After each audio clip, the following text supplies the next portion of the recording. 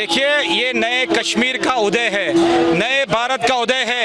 हिंदू मुसलमान, एक हिंदू का त्यौहार मिलके मेरे मुसलमान भाई आगे पीछे एक साथ, और आने वाले कुछ दिनों में जो ही रमजान का ये पाक ईद का मौका होगा, हम सब इकट्ठे होंगे और नए कश्मीर की ओर, नए हिंदुस्तान की ओर अग्रसर होंगे। और आपको एक खुशखबरी और सुना दूं, आने वाले दिनों के अंदर ईद मिलन का प्रोग्राम होगा मेरी तरफ से।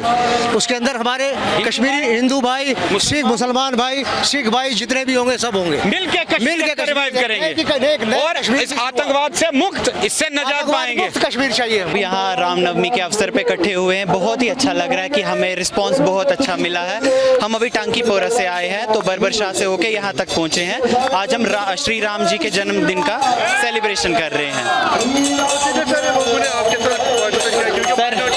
सर माइनॉरिटी है मगर हमें अच्छा रिस्पांस मिला, लगभग 100 हमारे साथ है। और जैसे हमारे गुरुजी ने कहा कि ऊपर वाला एक ही, चाहे हम उसको भगवान कह के बुलाएं या अल्लाह कह के बुलाएं, है तो एक ही। जैसे कि आप देख सकते हैं रामनवमी और रमज़ान एक ही साथ आया हुआ है, हम दोनों इस चीज़ की सेलिब्रेशन कर रहे हैं।